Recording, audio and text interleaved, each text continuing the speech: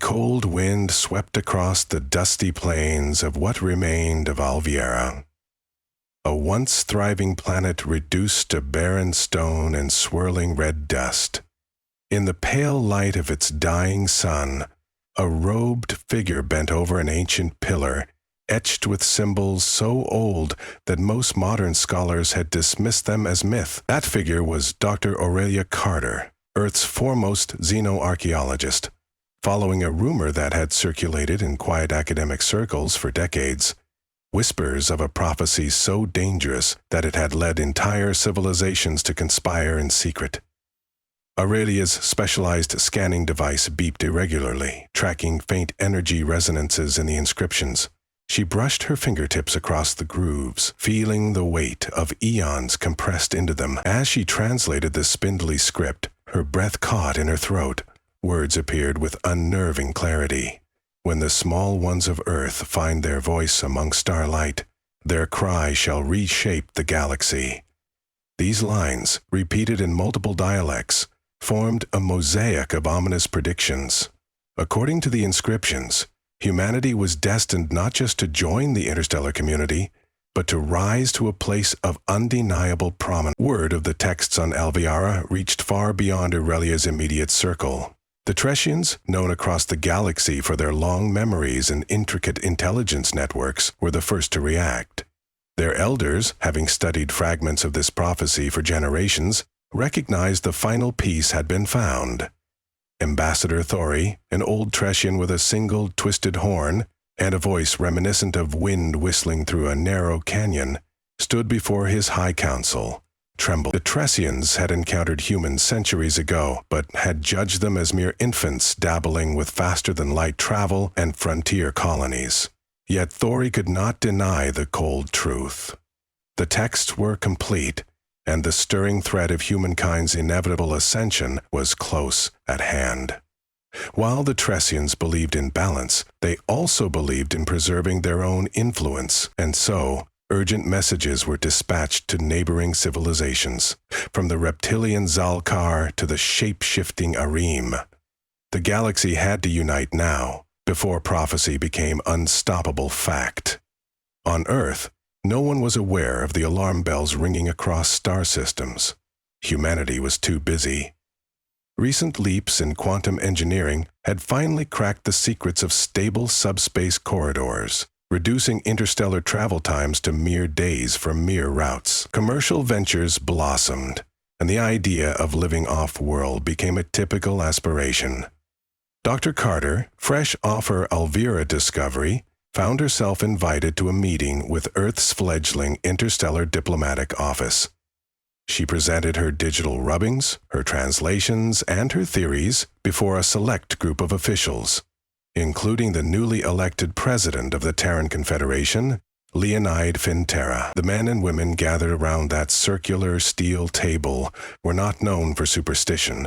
They preferred raw data and actionable results. But Aurelia's passion and the undeniable clarity of the inscriptions rendered them momentarily speechless. So they did what political leaders do, convened a larger conference, invited scientific experts and policy strategists, and formed committees.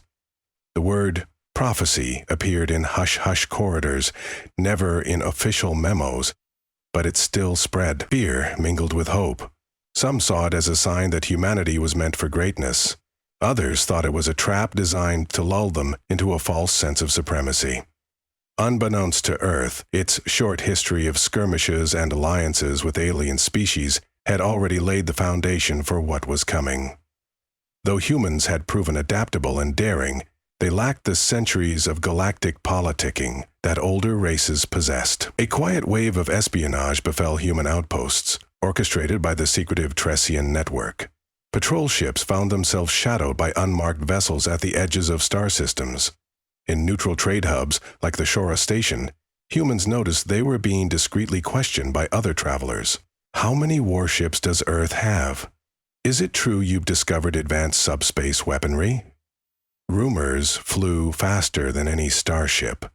Word was that humanity had discovered fragments of a cosmic truth, that they were preordained to become the galaxy's unchallenged superpower. As these rumors swelled, so too did the mixture of fear and excitement among humankind, and watching from afar, the galactic powers steeled themselves for confrontation. The first real confrontation came in the Outer Rim colony of Lusitania Prime. It was a small settlement, mostly farmland and research facilities, but it had the misfortune of lying on a strategic corridor bridging human space with Tressian territory. In the moonlit sky above the ground-level domes, cloaked Tressian cruisers emerged, shimmering briefly before unleashing targeted strikes on communication arrays. At first, the colonists experienced only mild disruptions in power. The Tressians planned a more subtle infiltration, not a full invasion. Their objective was to capture scientific data on any new technologies that might bolster the prophecy's fulfillment. Diplomatic fiasco or not, they wanted an edge. But they underestimated the spirit of the settlers. When ground troops landed, they found that men and women, though terrified, used every available resource to fight back. Automated harvesters whirred into makeshift combat drones. Research lasers were recalibrated into scorching rays, and even cargo lifters were repurposed to block Tressian armored units. What was meant to be a swift infiltration degenerated into a standoff that lasted days. Images of everyday farmers standing against advanced alien warriors lit Earth's news channels like wildfire. Soon, the Tressian Council realized they had made a grave blunder, one that would only confirm the prophecy's hold over the galaxy's collective psyche. Humanity had proven their resilience and courage yet again. This skirmish rattled Earth's leadership. President Finterra convened a crisis assembly, ensuring top military brass, scientific advisors, and foreign policy experts all had a seat at the table. There, Dr. Carter recounted the significance of the prophecy once more, urging caution. "We don't know if these words are literal," she pleaded. "We don't know if they're a call for warfare or unity. We do know the entire galaxy believes it, and that alone makes it real in political terms." Admiral Vicario, a tall, broad-shouldered officer with a prosthetic arm from an old pirate raid, pushed for immediate militarization of subspace routes. He believed that Earth had to show strength to dissuade further intrusions. Secretary of Science Muni Endal argued for forging alliances, using dialogue instead of force. After bitter debate, a plan emerged. Earth would accelerate its starship-building programs, deploy watchers along vulnerable trade routes, and initiate quiet diplomacy with any race willing to chat. Not an all-out war stance, but not naive pacifism either. In the midst of these discussions, no one outwardly mentioned that part of them, in some buried corner of their minds, felt a thrill at the idea that perhaps, just perhaps, Earth really was destined for greatness. The turning point came when a delegation of ARM shapeshifters proposed a meeting in neutral territory, the ancient station of Taraxis, once the seat of a short-lived pan-galactic federation thousands of years prior. Dr. Carter and Admiral Vicario traveled together, each representing a facet of humanity's new adaptive approach, one of combined intellect and might. Taraxis itself was a relic, a massive cylindrical construct drifting near the event horizon of a dormant black hole. The lights inside flickered tenuously, dancing across metallic corridors so old they sometimes warped from the station's precarious gravitational stresses. Here, the Aram envoys engaged in subtle shapes, shifting from one form to another to emphasize certain points in conversation. They told stories of prophecies across multiple worlds. On their home planet, every generation believed a chosen species would one day unify or destroy the galaxy. The Aram, seeking to avoid either extreme, offered Earth a potential alliance. They would provide intelligence and safe harbor if humans could guarantee the security of some of their more vulnerable colonies. Admiral Vicario, skeptical at first, recognized that bridging trust with at least one major alien faction was crucial. While the meeting ended without a formal pact, it opened a corridor of communication that would prove vital in the days to come. Meanwhile, Tressian intrigues deepened. Ambassador Thori was replaced with a more aggressive figure, Commander Bratha, ruthless tactician known for orchestrating multiple successful campaigns against rebellious Tressian vassals. Brath wasted no time. He reached out to the Zalkar, appealing to their fear of an ascendant humanity. Sitting together in a hidden war room on the volcanic Zalkar homeworld, Brath spelled out a plan for containment. They would cut off vital supply routes to human colonies, sabotage Earth's alliances, and orchestrate false flag operations that would isolate humankind from any potential allies. Dripping with confidence, Brath produced a datasphere containing carefully fabricated intelligence that implied Earth was secretly building planet-killer superweapons. The Zalkar, predisposed to paranoia, pledged their fleet to stand against this human threat. Even so, a sliver of their leadership hesitated, questioning if they were fanning flames that might consume them all. When news of these clandestine moves reached the humans thanks largely to Aram spies placed cleverly in Tressian outposts, panic rippled through Earth's hierarchy. Talk of war grew more fervent. Military recruitment soared, with thousands of new volunteers citing patriotic and existential motivations. The Confederation shipyards, from Mars to the Orpheus mining colonies, clanged day and night, forging hulls for frigates, cruisers, and carriers. Even advanced prototypes that were previously shelved for budgetary reasons found themselves fast-tracked. At the same time, Dr. Carter worked tirelessly with historians, cryptographers, and theologians of various alien cultures to decipher additional layers of the prophecy. Buried in references to cosmic cycles and star alignments, they found hints that the prophecy's fulfillment required a particular synergy, a union of human tenacity with ancient knowledge. This synergy, or so the texts implied, could forever tip the balance of power. But was that synergy meant to unify the galaxy around humanity? Or would it spark an unprecedented cataclysm? The fateful day arrived, unexpectedly. A coalition fleet of Tressian and Zalkar vessels, armed to the teeth, converged at the frontier system of Epsilon Indra, the critical jump node that served as the gateway to Earth's sector. Alarm sirens blared across Terran outposts as warships glided in. Earth's defenses scrambled to hold the perimeter. Weaponized drones swarmed in tight formations, subspace torpedoes streaked through vacuum, and energy lance beams lit the darkness with threads of molten light.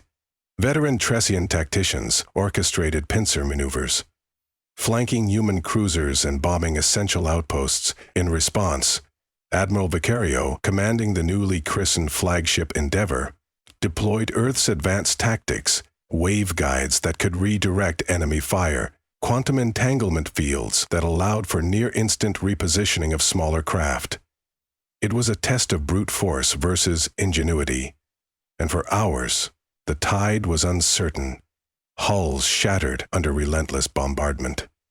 Newly minted pilots watched in horror as older, more experienced captains fell in battle. The heavens were a graveyard of shattered metal and drifting bodies, an unholy testament to how fiercely the galaxy resisted the prophecy's next step. At the heart of the chaos, Dr. Carter led a separate mission, guided by intelligence gleaned from her translations.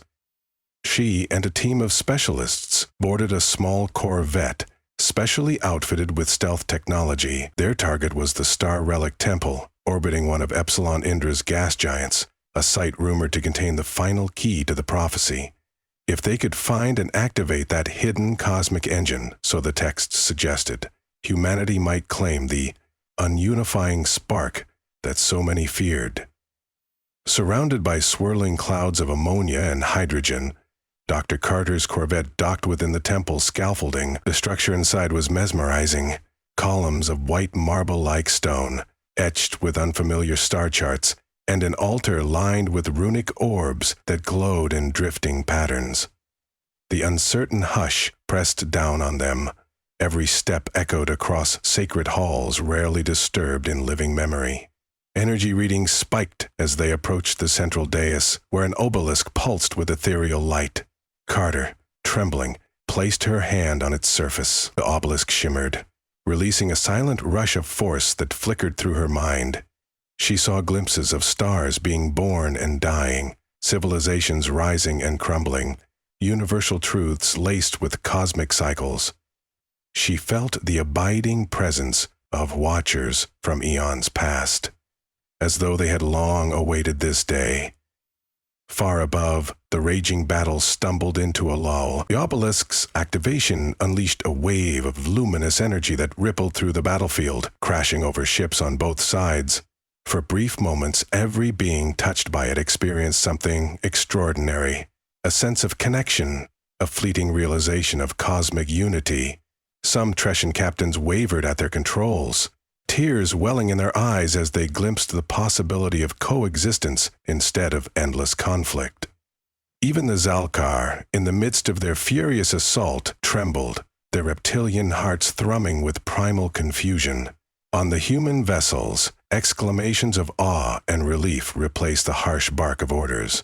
Admiral Vicario, calm but astonished, found that the wave had neutralized the electromagnetic storms raging between the fleets, enabling a brief parley. The effect only lasted minutes that felt like hours in the vacuum of war. As the radiant energy dissipated, it left behind a profound silence across the communication channels. Slowly voices spoke in hushed tones. Tresian Commander Brath, consumed by ambition and fear, tried to rally his forces to continue the assault, but a fracture occurred within his own fleet. Some ships refused further orders, their crews physiologically shaken by whatever they had experienced. Determined to preserve Tresian's status, Brath directed a final, desperate missile volley at Earth's flagship. Yet even that strike faltered, as newly emboldened Tresian officers sabotaged the firing codes in protest. Meanwhile, Dr. Carter ascended a final set of steps in the altar chamber, retrieving the obelisk's data contained in a small crystal sphere. If the inscriptions were correct, it held the knowledge needed to rectify centuries of misunderstanding that had stoked universal distrust. It might also open pathways to new forms of technology. But Carter feared it could be equally devastating if misused. News of the ceasefire, however shaky, spread quickly. Aram observers, previously on the sidelines, arrived to mediate. They convened a galaxy-wide summit at Tarax's station. Representatives from each species assembled, some with reluctance, others with resigned acceptance. Under the watchful gaze of flickering overhead lights, Dr. Carter placed the crystal sphere at the center of the ancient council chamber. Holograms bloomed into mesmerizing colors and shapes, illustrating everything from star charts grown dusty with time to instructions for forging a collaborative network of subspace stabilizers that could benefit all civilizations equally. The Tresians, typically prideful, found themselves uncharacteristically humbled, confronted with ancient records proving that even their forebears once believed in a joint destiny with humanity rather than a contest for dominance. The Zalkar, equally conflicted, realized their aggressions had endangered them more than they had protected them. One by one, tenuous agreements began to form. An exchange of scientific knowledge, a shared policing of subspace routes, joint research into stable warp corridors. In the aftermath, rumors still abounded. Some whispered that humanity was weaving an elaborate facade to trick others into subservience. Others insisted that these new revelations were simply the first step in an interstellar metamorphosis that might, in time, place humans at the helm of a massive pan-galactic federation. Yet in the mosaic of voices, one truth had emerged, something intangible yet visible. The prophecy was not about conquest, but about interaction and influence. It had already come to pass in a subtle, intangible way. Humanity, by virtue of its actions, had prompted a coalition among races that had rarely trusted each other. In so doing, humankind demonstrated the extraordinary capacity to bring forth an era the ancients had foreseen. Thus did the swirl of chaos begin to settle. Earth, with its battered navy and exhausted colonies, found itself neither triumphant conqueror nor vanquished underling. Rather, a force had been awakened, something that transcended hulls of steel and ballistic arsenals. Galaxies do not change in the blink of an eye, yet they do evolve, spurred by collisions that, in their own cosmic tempo, forged new alignment. And so it was with humankind.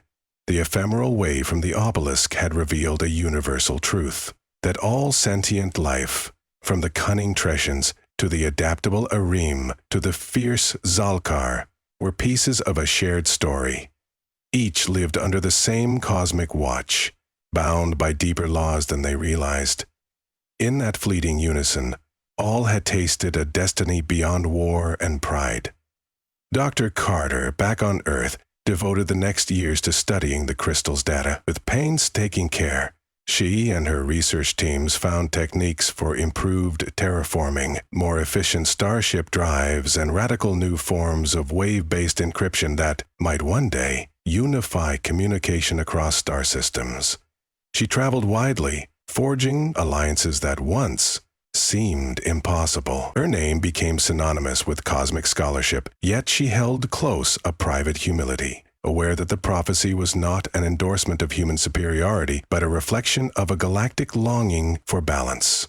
The Terran Confederation, guided by President Finterra and urged on by progressive voices, took steps to formalize treaties with alien governments. They cooperated on building a joint fleet, not to conquer, but to protect. In the darkest corners, pockets of resistance remained. Among Tresians who still held on to the dream of crushing Earth, among rogue Zalkar warlords fanning ancient vendettas, even among human factions longing for dominion. But a fragile coalition had emerged, and if it withstood the weight of old grudges, it might blossom into something no prophecy could fully predict. In time, the galaxy would look back on the events around Epsilon Indra and the quiet halls of Taraxis Station and see the pivot point. The prophecy had ignited fear, and fear had led to conflict, but conflict had revealed a deeper truth. Humanity's place among the stars was neither solitary nor subservient. Through equal measures of courage and compassion, Earth came to stand for the kind of transformation that reshapes entire civilizations. And so, in fulfilling the layers of a prophecy written millennia before, humans showed that destiny is more than a cosmic decree. It is forged, painstakingly, by the living. The day humans took their place among the stars was not a single moment of triumph, but rather a mosaic of battles, alliances, revelations, and choices. It was a transition that shifted not just a species but an entire galaxy, and it was a movement that continues still, carrying forward through star fields and swirling nebulae. Testament to the boundless potential discovered within the hearts of all peoples, human and alien alike.